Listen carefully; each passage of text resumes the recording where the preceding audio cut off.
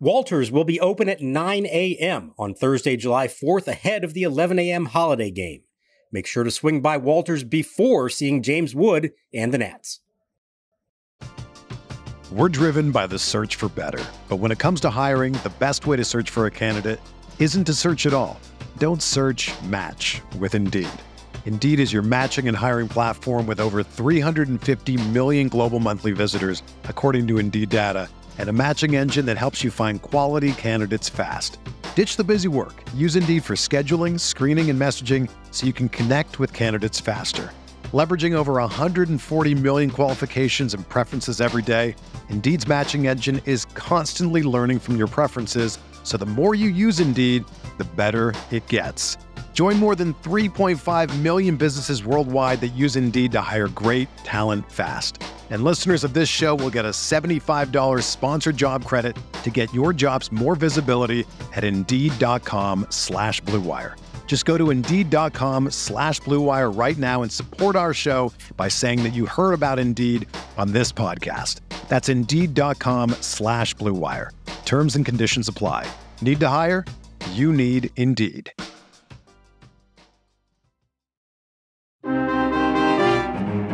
The left fielder, number 50, James Wood!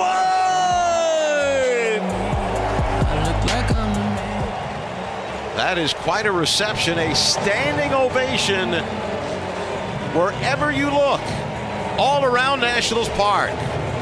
Everybody on their feet for James Wood, his first Major League at bat. Rarely do you get a welcome like that to the big leagues. James Wood went to high school at St. John's College High in D.C. before transferring to IMG Academy. 3-2 again on the way. Swung on, line drive, base hit through the hole into left center field. Jeff McNeil up with it. He'll play it back. Time will be called, and the baseball will go to James Wood, who does the shimmy shake to the Nationals dugout. Garcia waits. Garrett ready. He deals. Swing and a miss. Got him on the splitter, and the Nationals' comeback bid falls short. The Nationals score 4 runs in the bottom of the 10th, but the Mets had 6 in the top, and New York wins Game 1 of the series 9-7, spoiling the big league debut of James Wood, and a very good crowd here on a Monday night at Nationals Park. And welcome to Nats Chat for Tuesday, July 2nd, 2024, along with MASNsports.com Nationals insider Mark Zuckerman, who is at Nationals Park. I'm Al Galdi, host of the Al Galdi podcast. Well, July 2nd, 2024, that is 23 months to the day of August 2nd, 2022. That was 2022 MLB trade deadline day. That was the day on which Nationals outfielder Juan Soto and first baseman Josh Bell were traded to the San Diego Padres for a package of players that included outfielder James Wood. He at the time was the number 88 prospect in baseball per MLB Pipeline. He now is the number 3 prospect in baseball per MLB Pipeline. And he on Monday evening made his long-anticipated Major League regular season debut, in which he did just fine. Wood, as the Nats starting left fielder and number 6 batter, went 1 for 4 with a single and a walk. But this did happen in a Nats loss, a wild 9-7, 10-inning loss to the New York Mets at Nationals Park in Game 1 of a 4-game series. This was a game in which the Nats allowed 6 runs in the top of the 10th, but then scored 4 runs in the bottom of the 10th. The Nats for this regular season now are 39-45. This episode of the Nats Chat podcast is brought to us by the great Mason Kalfas and his team of 10 legal recruiters at Zenith Legal in Washington, D.C. Check out Mason's website today, zenithlegal.com, or call or text Mason at any time at 202-486-3535.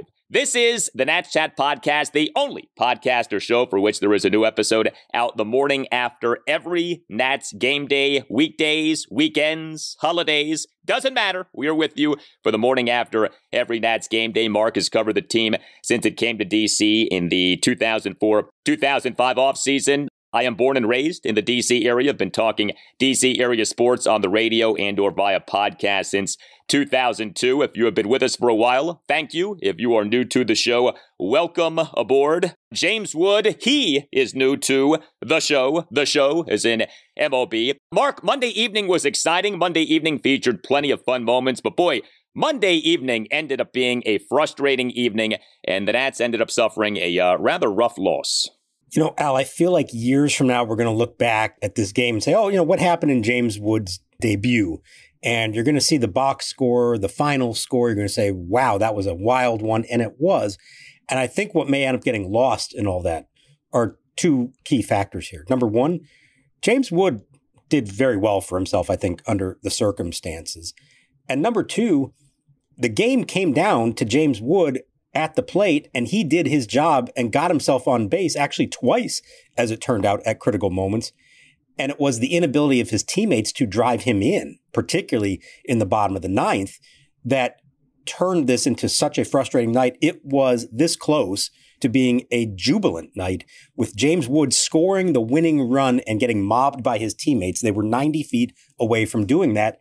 And unfortunately, what happened in this game is what we have seen far too much of over the last 3 months. Doesn't matter if you have James Wood in the lineup or not. The other guys in this team have to learn how to put together quality at-bats with the game on the line. It's not just that they didn't drive him in. It's the way that they didn't drive him in that I think drove a lot of people mad. This also was a game in which the Nats bullpen was horrible. We'll get to that momentarily. But the story of the night clearly was James Wood. He is big. We know that. But, it's one thing to see highlights of him, to read the statistics of what he's measured at. When you watch him in a major league game, man, there is a presence with this guy. It's really cool to see. He's listed as being 6'7", 234 pounds. He in this game, like we said, 1 for 4, single and a walk. He was the Nats' starting left fielder and number 6 batter. And to take you through his plate appearances, bottom of the second. How about this for a start? First major league regular season plate appearance, a 1-out, full count, opposite field single into left center field, despite having been down in the count at 1.12. What a great piece of hitting in the guy's first major league regular season plate appearance. Then came some humbling. Wood in the bottom of the 4th, a leadoff, a strikeout on 3 pitches. Wood in the bottom of the 7th, a leadoff first pitch groundout. But then came those key spots that Mark was just talking about. James Wood began the bottom of the 9th by reaching base via a throwing error by Mets reliever Jake Diekman off a dribbler toward third base. Wood reached to second base via that throwing error. We know that he can run. We saw his speed on display multiple times in this game. You wonder if the speed played a factor in Diekman committing that throwing error. And James Wood in the Nats' 4-run 10th inning, drawing a 2-out 5-pitch walk. Overall, James Wood did just fine. I would say this, though. He needs to get a batting helmet that fits, because something that so stood out, he in this game, when running the bases, wasted way too much energy and way too much motion trying to keep his batting helmet on. I know that sounds silly. He was doing this. He was trying to figure out what to do with his batting helmet when running the bases. That was a problem. But I tell you what, if that's your biggest problem in your major league regular season debut, you're probably going to do just fine. I think he'll figure that one out here, hopefully before too long, although C.J. Abrams has had the exact same problem as well, and it is bizarre to see how it happens, and you almost feel like they're better off just the moment you make contact, start running down the line, just throw the helmet off like Bryce Harper, don't even care about it. There's that moment when he reaches on the air, and I agree, I think Jake Diekman did not realize just how fast James Wood is, saw it, panicked, and made the bad throw. Well, the throw goes down the line, Wood runs through the base, the helmet goes off, and he has this moment where his first instinct was, oh, I guess I better pick up my helmet and put it back on. And then right, no, wait, I need to keep running. The play is still going. And he ends up sliding into second base. There's a split second that I'm thinking to myself, he's going to get thrown out at second base, and this is going to be a disaster. He made it. He gave kind of a sheepish little grin and smile back to the dugout. Lesson learned, hopefully. And hopefully that's the only lesson he needs to learn about up here. But what I was so excited to see in this game was that he did get the chance to run the bases, and we got a chance to see what that looks like. After the single in the first at-bat, going first to third on the subsequent single was outstanding. It was a hit and run, so he's running on the pitch, on the air, of course. I so wanted to see a play at the plate with James Wood coming in, trying to score the winning run, and we were denied that opportunity. One of these days it will happen. But I hope that people who watch this game what they came away with the appreciation of is, yes, he can do a whole lot at the plate. I mean, 106.7 off the bat for starters, off a lefty in his first career at bat. But there's so much more to his game. We didn't see a lot defensively. Wasn't a lot of action for him in left field, but he is a very good defensive player. And on the bases, somebody put out the sprint time. It was over 30 feet per second. That's like elite, best in the league kind of stuff. He has Trey Turner's speed in, like O'Neal Cruz's body or Aaron Judge's body. It's really a freak of nature thing. And the more we watch him every day, I think people are going to come to appreciate how many different things he can do on a field that are going to make you open your eyes and drop your jaw and say, wow, this kid has a lot going on for himself. He's probably one of these guys who could have excelled at a number of sports. Like if he would have just stuck with basketball or if he would have committed to football, he probably could be playing those sports professionally or at least playing them at very high levels prior to getting to the pros. And to the point of the presence, look, how you look shouldn't determine what you think about a player. As we learned in the book Moneyball, it's not about how you look in a pair of jeans. But I tell you, watching him in that batter's box, 6'7", 234, you think about an Aaron Judge. You think about a Frank Thomas. I had Darryl Strawberry in my mind watching this guy. He stands there, and if you're an opposing pitcher, how does that not play games with you a little bit? Just seeing this guy, this behemoth, who you know can run like the wind, who you know profiles as a 5-tool player, who you know is one of the elite prospects in the sport. There's something about that when you look like that, that has got to enter into the mind of opposing pitchers. I think so, and I think you saw it in multiple at-bats. Again, I think Diekman was kind of spooked out by the little dribbler. I think Peterson in the first at-bat probably didn't realize what he was getting himself into there. And I think in that last at-bat, it was Jay, the left-hander, who was in there. The game is falling apart on the Mets all of a sudden, and Wood comes up to bat. They've got a couple of runs in already, but there are 2 outs. You just, you have a big lead, just go after him. And he walked him on 5 pitches. It was almost like scared to throw a strike to this guy, fearful of what he might do if he made contact. So there is absolutely a presence there. And I think that's important. That's going to be part of his game. Now, hopefully he produces enough that it warrants the presence and the presence doesn't go away, or that pitchers don't realize, he's Willie Mulpaney up there. He looks great, but you can still strike him out with a curveball. I don't think that's going to happen in this case, but he does physically command your attention in a way that I think very few Major League ball players do. Hey, Roger Bernardino would be in the Hall of Fame if how you looked actually played into how you play, as we all know. Hey, are you a law firm partner stuck on an underperforming team while the rest of the competitors are spending big and winning big? Well, you don't have to stay on your 60-win team. Nats Chat sponsor Mason Kalfis and his team specialize in placing partners and associates at medium-sized and large law firms in Washington, D.C. and across the country. Staying at a firm too long is often a recipe for being underpaid. Explore your options today with Mason Kalfis. Call Mason today at 202-486-3535. That number again, 202-486-3535. The best way to learn a language? Immersion. Living where the language is spoken and using it every day. But if that's not in the cards this year, you could still learn a language the second best way. And that's with Babbel. Babbel's quick 10-minute lessons are handcrafted by over 200 language experts to help you start speaking a new language in as little as 3 weeks. Here's a special deal for our listeners. Right now, get up to 60% off your Babbel subscription, but only for our listeners for a limited time at babbel.com/natschat. Get up to 60% off at babbel.com/natschat. That's spelled BABBEL.com/natschat. Rules and restrictions may apply. Prize Picks is the easiest and most exciting way to play daily fantasy sports. Unlike other apps, on Prize Picks, it's just you against the numbers. All you do is pick more or less on 2 to 6 player stat projections and watch the winnings roll in. You can now win up to 100 times your money on Prize Picks with as little as 4 correct picks. You can turn $10 into $1,000. With the finals over, the hoops action doesn't stop on Prize Picks. Women's basketball is still heating up, with stars like Caitlin Clark and Angel Reese looking to make names for themselves, alongside greats like Breanna Stewart and Asia Wilson. You could win up to 100 times your cash watching them ball out. I know I'm looking at Clark and Stewart to put up more than their points projections, and I like Reese and Wilson to do the same to their points and rebounds combined projections too. Download the PrizePicks app today and use code BLUEWIRE for a first deposit match up to $100. That's code BLUEWIRE on PrizePicks for a first deposit match up to $100. Pick more, pick less. It's that easy. James Wood might be in Washington now, but Dylan Cruz still in the minors on Monday for Rochester. Hit leadoff 0 for 5 while playing center field. Riley Adams, by the way, he went 0 for 4, but his OPS since going to AAA is at 986. Brad Lord was the starting pitcher, gave up 4 runs in less than 5 innings of work. It was his worst outing since late April. Now back to the show.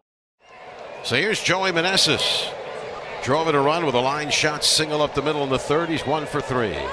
Now the pitch. Swing and a fly ball right field. Taylor coming racing in. It's going to fall in front of him for a base hit. Takes a bounce, gets by him. Racing for third, Winker. He's around third, coming to the plate. The throw is cut off. He slides home with a tying run. And in at second is Joey Meneses, who put a spin on the ball as it dropped into right. It spun and bounced by the right fielder, Tyrone Taylor. And this game is all even. With that, it's the Nationals 3 and the Mets 3. Unbelievable. The Nats offensively in this game did do some good things. 7 runs, 11 hits, which were 3 doubles and 8 singles, 4 walks, 5 for 14 with runners in scoring position. 2 Nats who overall have had really bad seasons had productive games. Talking about Joey Meneses and Keibert Ruiz. So Meneses as the Nats starting first baseman and number 4 batter, 2 for 5 with an RBI double and an RBI single. Meneses in the Nats a 2-run third, a 1-out RBI single to center field on an 0-2 pitch for a 2-0 Nats lead. Meneses in the Nats 1-run 8th, a 2-out first pitch opposite field RBI double to right field to tie the game at 3. The ball took an odd bounce, got by Mets right fielder Tyrone Taylor, but the play did go down as a double for Joey Meneses. And Keibert Ruiz, he is the Nats starting catcher and number 7 batter, 3 for 5 with an RBI single and 2 other singles. Keibert in that Nats 4-run 10th, a 2-out RBI single off former Nats reliever Reed Garrett to center field to cut the Nats deficit to 9-7. At 9-3 going into the bottom of the 10th, I mean, we all said to ourselves, all right, this ball game is over. As the Nats are scoring in that bottom of the 10th, and you're seeing the Mets flounder. And look, we know the Mets. They've been better lately, but the Mets have had a lot of problems this season, especially with the bullpen. What were you thinking? Were you thinking that maybe, just maybe, we're about to see a miracle come from behind win for the Nats on James Wood Day? Well, I was trying to, in my mind, remember exactly what happened with Kurt Suzuki in 2019, because it was starting to shape up in that way. And I can tell you that when the Mets scored 6 runs in the top of the inning, a good number of fans left the ballpark. And I'm thinking to myself, these people are going to regret this at the end of the night when they find out what happened. Now, they didn't quite get there, of course. But here's what I want to talk about with all that. The at-bats they put together in the bottom of the 10th were good quality at-bats.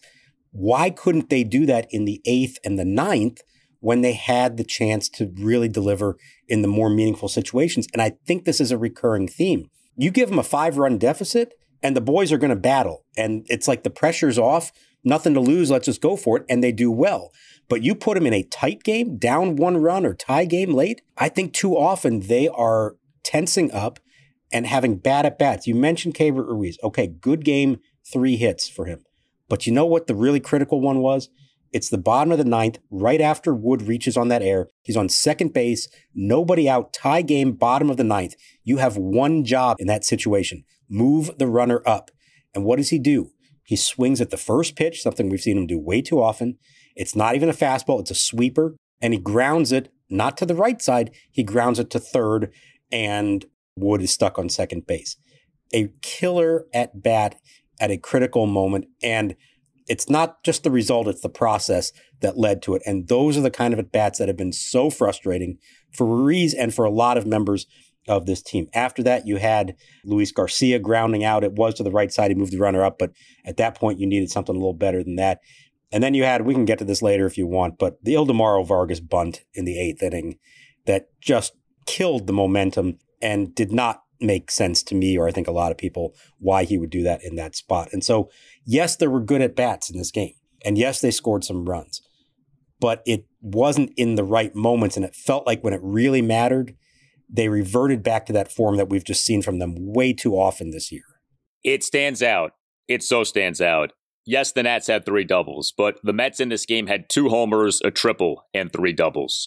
The Nats in this game had Ildemaro Vargas bunting with 2 outs. And that to me is like a perfect encapsulation of the 2024 Nats offense. And, there is a poetic juxtaposition of on the night on which James Wood debuts, Ildemaro Vargas bunts with 2 outs. Ildemaro Vargas is what the Nats offense has been. James Wood is what we want the Nats offense to be. And, they're sort of like what we are versus what we want to become. And you sort of had those 2 things on display in this game. Now, Vargas did have a 2-run double in that 4-run 10. So, he did produce in that spot. But yeah, there definitely is frustration with this Nats offense, to be sure. And there was big time frustration with the Nats bullpen in this game. Look, the Nats bullpen this season overall has done a good job. We've talked about that. But I tell you, and I suppose this is probably true for most bullpens, what it feels like is the case is 80% of the runs given up by the Nats bullpen this season have come in like 20% of the games. In other words, when the Nats bullpen is bad, it actually can be pretty bad. And there have been a decent number of these games in which the bullpen really isn't good at all. And this was one of those games. 6 Nats relievers combined to allow 8 runs, 5 earned in 4 1/3 innings. It all started with Derek Law, who officially allowed 2 runs, both of which were unearned in a third of an inning. He had a Mets a 3-run 6, faced 4 batters, got just 1 out, though not all of this was his fault. Law came into the game top of the 6th with a runner on second, 2 outs, and the Nats holding a 2-0 lead. If you know your Derek Law in 2024, you know that when he inherits a runner, that runner inevitably ends up scoring. And sure enough, to the first batter he faced, he gave up a 2-out RBI single by Mark Vientos through the left side of the infield on an 0-2 pitch to cut the Nats lead to 2-1. Law, though, then induced a 2-out full count grounder off the bat of Tyrone Taylor, but shortstop C.J. Abrams, who earlier in the game had made a really nice defensive play, committed a brutal defensive play, a fielding error as the grounder went right between his legs, and then Law gave up a 2-out first pitch, a 2-run double by Francisco Alvarez to the left center field gap for a 3-2 Mets lead. Then we did get some good bullpen work for the Nats. Robert Garcia, top of the 7th, faced 3 batters, got 2 outs, which were 2 swinging strikeouts. Dylan Floro tossed 1 1/3 scoreless and hitless innings with 2 strikeouts. Kyle Finnegan, a perfect top of the 9th to preserve a 3-all tie. But then came this disastrous 6-run top of the 10th by the Mets on the Nats. Hunter Harvey, he in this top of the 10th officially allowed 5 runs, 4 earned in 2/3 of an inning. Harvey looked off from the get-go. He issued a leadoff hit by pitch of Harrison Bader. Harvey then gave up a 3-run homer by J.D. Martinez to center field on an 0-2 pitch for a 6-3 Mets lead. The homer went a projected 420 feet per Statcast. Harvey gave up a 2-out opposite field double by Tyrone Taylor off the right field wall. Harvey then gave up a 2-out opposite field RBI triple by Francisco Alvarez off the right field wall for a 7-3 Mets lead. Then came Jordan Weems. He in this top of the 10th faced 2 batters, got 1 out. He came into the game top of the 10th, runner on third, 2 outs, Nats down 7-3. And Weems, on the very first pitch that he threw, gave up a 2-out, 2-run homer by Jose Iglesias to center field for a 9-3 Mets lead. The homer went a projected 413 feet per Statcast. Everything came apart in that top of the 10th. And I got to tell you, I'm starting to get concerned about Hunter Harvey. He has had such a good season. We know that. He now has allowed at least 1 run in 3 of his last 4 appearances. His numbers for this season have really started to fall off. I don't want to overreact here, but the Hunter Harvey of recent days has not been the Hunter Harvey who we grew accustomed to seeing for so much of this season. 100%. I'm looking at it right now. His ERA is up to 4.24. Never have imagined that just a couple of weeks ago when it was in the 2s, I think, for the most part. And we're talking about him as he's their best high leverage guy, the guy you bring in to face the opponent's top of their lineup, no matter what the inning is. The San Diego game was really bad. This had a similar feeling to it. The big hit he gave up in that game, Jurickson Profar, was on a splitter when after he'd gotten ahead of him with fastballs and Profar couldn't hit the fastball. This one, the home run, an 0-2 splitter. It makes you think, something's not right there. He's either got to bury that pitch or he's just got to decide, you know what, I've got a 98, 99 mile an hour fastball. Throw that, make them beat me on that pitch, not on something that I'm throwing up there at far less velocity. He's been used a lot, just as all these guys have. They're in this rough stretch of schedule, as we've been talking about for a while. You wonder if it's all catching up to them. I do have concerns there. I don't think there's a health issue. I think it just might be worn down from pitching a lot and maybe getting a little predictable at times with what he does.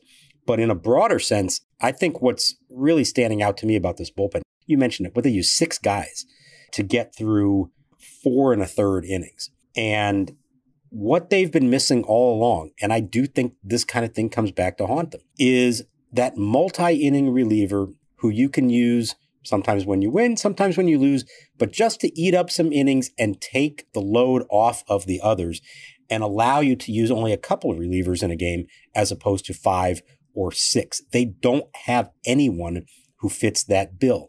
And so we talked the other day about Harvey and Finnegan facing the Rays in a game they were trailing.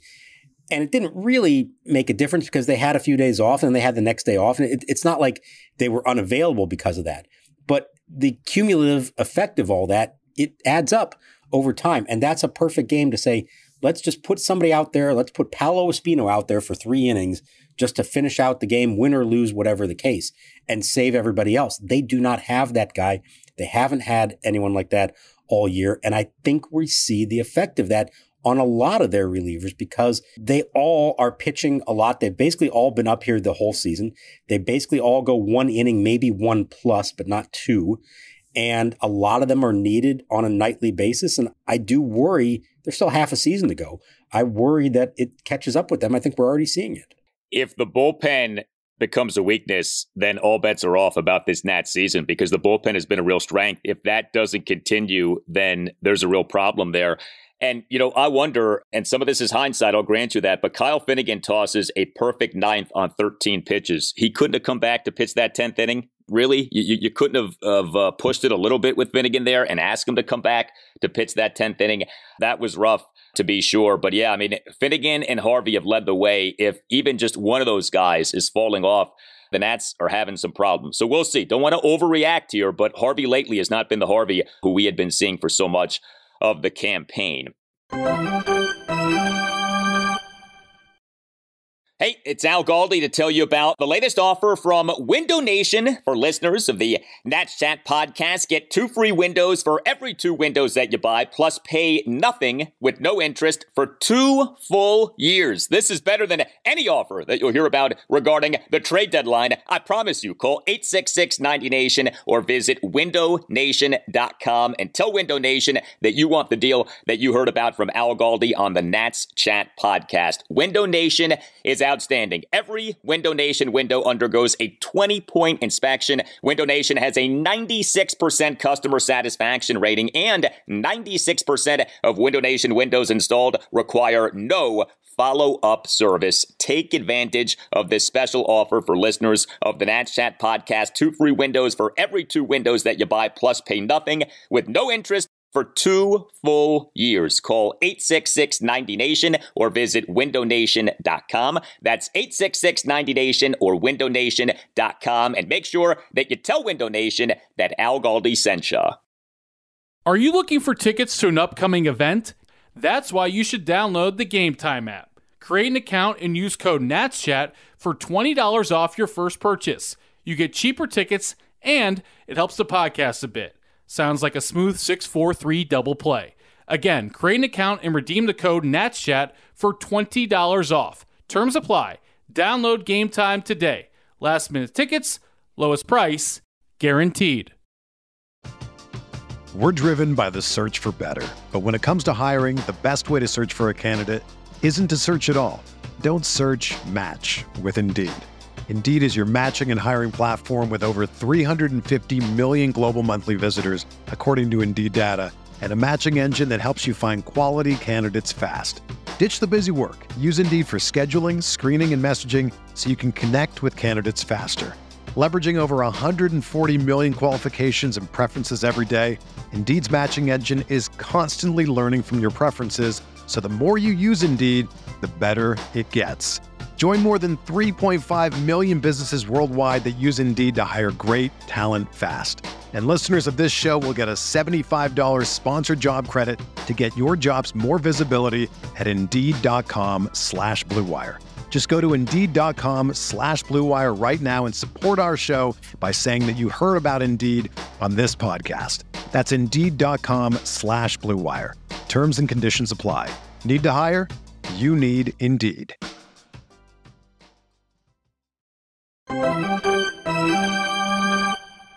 Tying run at third. Go ahead run at first. The batter, Francisco Alvarez. The pitch. Swinging a line drive left center field. It's in the gap, and the Mets are going to take the lead. 1 run scores. Racing for the plate is Taylor. He's going to score. It's a 2-run double for Alvarez, and the Mets lead 3-2. 1 pitch after the error, they cash in with a huge double by Francisco Alvarez. The Nats' starting pitcher for this 9-7, 10-inning loss to the Mets on Monday evening was MacKenzie Gore, who, of course, like James Wood and C.J. Abrams, was acquired by the Nats in the Juan Soto-Josh Bell trade. Gore on Monday evening was good. He just was not pitch efficient, and I tell you, his lack of pitch efficiency has really become a big-time problem. So Gore in this game officially allowed 1 run in 5 2/3 innings, 8 strikeouts versus 1 walk. That's good. He gave up just 5 hits, which were a double, and 4 singles. That's good. The problem was that MacKenzie Gore over his 5 2/3 innings threw a whopping 104 pitches, 67 strikes versus 37 balls. Take a listen to this. MacKenzie Gore now, for this regular season, is dead last among all qualified pitchers in the majors in pitches per inning, 18.7. He is the least efficient qualified pitcher in the majors for this regular season. Now, Gore otherwise has good numbers. 17 starts, ERA of 3.47, whip of 137. That's a bit high, but it's really not terrible. Strikeouts per 9 innings, 10.62. But he is dead last among all qualified pitchers in MLB in pitches per inning. We have harped on this. This is not a new problem. I get that. But man, that stands out. He is dead last in that category, and it's his number one problem. It's the biggest thing holding him back from reaching his potential to be an ace. I did not realize it was that bad, as you just pointed out, worst in the league, actually. And it makes sense when you think about it. And it's not that he, you said the strike ball count. That was fine. It's not that. He does have a lot of foul balls, a lot of long at bats, 3-2 counts. And then when you do strike out batters, those are longer at bats generally. What I'm worried about where we're headed with this is that he may have to ultimately become the kind of workhorse that you are counting on for 105, 110, 115 pitches to get through whatever you need, whether it's 6 innings or whatever. And maybe over time they will let him do that and he'll prove that he can do that. There's not a lot of pitchers like that out there anymore. And I know the Nationals are not going to take chances with a young guy like this. And Davey said that's the reason that he pulled him from the game when he did. I do think that unless he can learn how to be more efficient, that may become a recurring thing for him. And he may have to learn how to continue to pitch well beyond the 100-pitch mark if he's really going to regularly be able to complete 6 innings. And he wanted to finish that inning, but, that conversation, he put up a little bit of fight, but not a whole lot. I think he probably knew that he was done at that point. He didn't really question the decision. I feel for Davey Martinez. You want to push your young starter. It would have been a great moment with a good crowd, get one more out in the 6th. I mean, he's pitching a shutout at that point. They end up losing the game 9-7. It's a shutout into the 6th inning. You kind of forget that out of all this. He pitched really well, but as you said, he just kind of ran out of gas because of how hard he had to work to get to that point. So Ryan Zimmerman was in the Masson booth for this game, and he, during the game, made an interesting point, and I have not heard this comp previously. He comped MacKenzie Gore to Cliff Lee, and I don't think this is why Ryan Zimmerman made the comp, but it does hold up. If you look at Cliff Lee early in his career was pretty pitch efficient, and as he went through his career, he became more pitch efficient. So it is realistic to think that MacKenzie Gore, as time goes on, will become more pitch efficient. And we all know Cliff Lee. Cliff Lee had a very nice career, but Gore's got to get better at this. I mean, there are no two ways about it. Now, we get it. He's a strikeout guy, so that's going to drive up your pitch count. But that doesn't excuse being dead last in the majors in pitches per inning. Like, you got to do better than that, and hopefully he will. You mentioned the crowd. I want to get your take on the official attendance for this game. So the official attendance at Nationals Park, 26,719. Maybe my expectations were too high. I was disappointed by that number. And just to put this into perspective, the Nats came into this game averaging 25,372 fans per home game this regular season. So that the debut of James Wood only met an increase of less than 1,400 above the average. I don't know, maybe my expectations were too high. I was thinking at least 30,000. 26,719 ends up being the number. Is that a disappointing number in your opinion? The number, yes, is disappointing. I will tell you, being in the ballpark, and I've covered so many games here, I try in my mind to predict what I think the attendance is going to be, and very often come pretty close to it. I think I've learned over the years how to kind of gauge where fans are and where the empty seats are. I was thinking it was, if not 30, it was a lot closer. I was thinking maybe 29 at least, and maybe even over 30. So I was surprised when they gave the number. And so here's what I think was the difference. That was a legit 26,000, everybody in the ballpark. And there really until the 10th inning when it fell apart. Very often you get the number and there's a lot of no-shows, and so it doesn't look or sound maybe as much as you think it is. This was a very boisterous, into it crowd of 26,719, so that it almost felt more like what you would think they would announce at 30,000 plus. Now, the other things to keep in mind, it's a Monday night. Those are always going to be probably the lowest crowds of the week. They grow over the course of the week. So much of this is based on pre-sales. And I heard they sold a ton, like thousands of tickets just in the last 3 days once they made the announcement. So what it tells me is that without James Wood, this was probably going to be a low 20,000 kind of night. Again, Monday night, I know it's summertime. I know the Mets are a draw also. I think a lot of people leave town this week for the holidays. So I'm not shocked by it. I think that's one of those, like, if they never told you the number, you wouldn't have thought that it was that low. You would have thought, well, that was a good crowd tonight. They were into it all the way through, like I said, until the 10th inning. Players noted it. They thought it was a great environment. I think it probably had to do with the Monday night and the fact that you get a bump for it, but there's only so much you can, expect for that. Most tickets sold to a baseball game are pre-sold well in advance, and that's probably what they were going to draw regardless. It was loud, and that's part of why I was surprised when I saw that number. I thought it would be higher than that, not only because I thought going into the game it would be higher, but it did seem higher, and ended up not being what I thought, and I think probably a lot of people thought. Tough loss for the Nats, no doubt, but 3 games to go in this series, and it'll be interesting to see the attendance for the rest of this series and then for the 4 games against the St. Louis Cardinals. So, this could end up being a well-attended homestand.